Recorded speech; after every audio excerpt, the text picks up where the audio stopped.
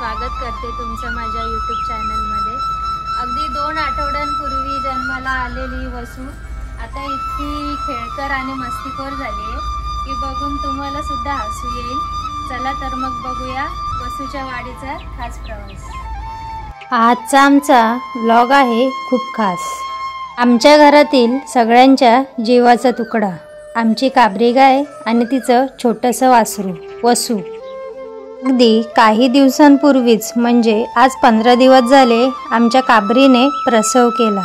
तो प्रसव साधा नव्हता, आमच्यासाठी एक थरार होता।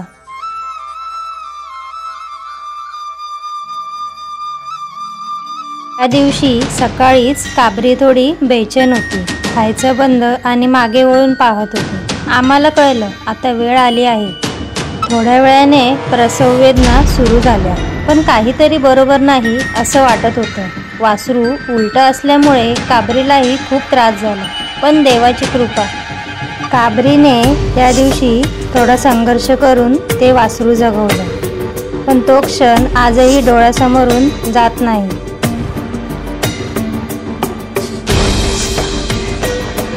आता 15 दिवस झाले आहेत। आमची वसू अगदी खेळकर झाली आहे। आम्ही सकाळी गोठ्यात गेलो की लगेच शेपूट हलवून स्वागत करते।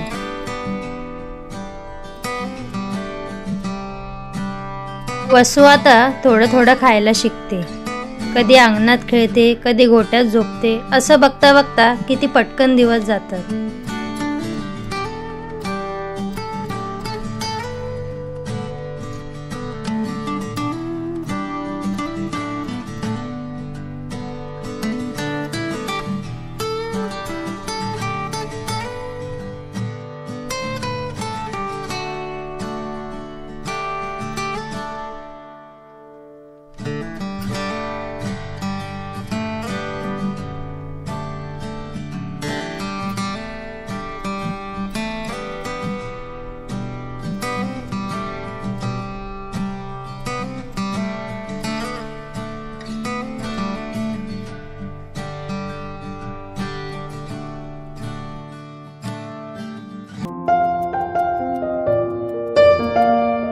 वसू ही तिच्या आईजवळच राहते।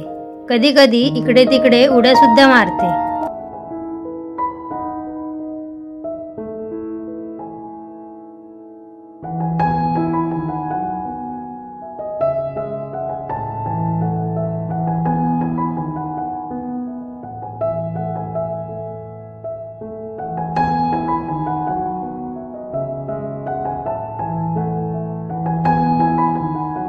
दूध पिताना तिचं मुठभर डोकं तिच्या पोटाशी लागतं। ते दृश्य पाहिलं की खरंच मन वितळतं। गाय आणि वासराचं नातं म्हणजे देवाने दिलेलं मायेचं सर्वात सुंदर रूप आहे।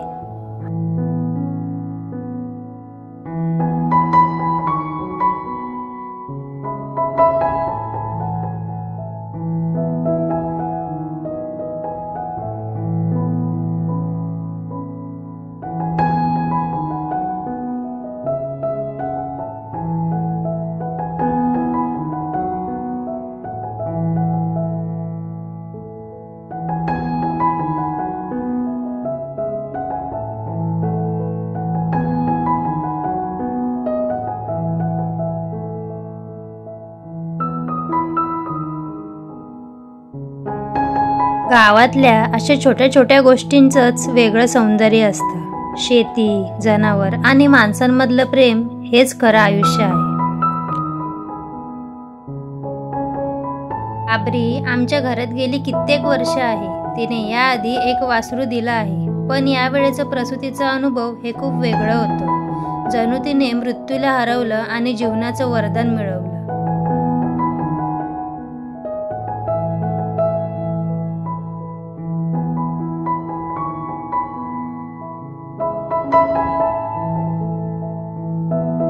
प्रत्येक सकाळचं काम वसूभोवती सुरू होतं। पहिल्यांदा गोठ्यात जाऊन दोघांना पाहायचं, वसू ठीक आहे का, दूध पिलं का, आणि मगच आपला दिवस सुरू।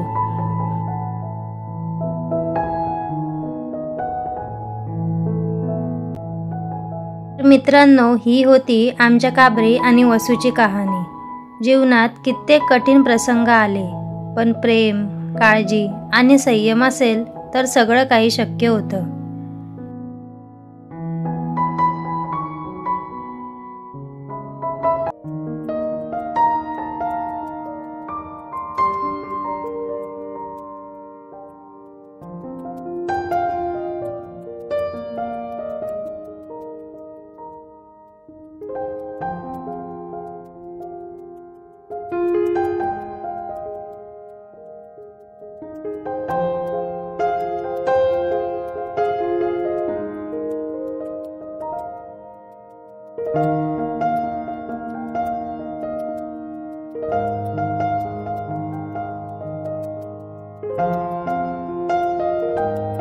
आमच्या जीवनातल्या, गावातल्या, शेतातल्या अशा खऱ्या गोष्टी दाखवायचा प्रयत्न हा आम्ही नेहमी करत असतो.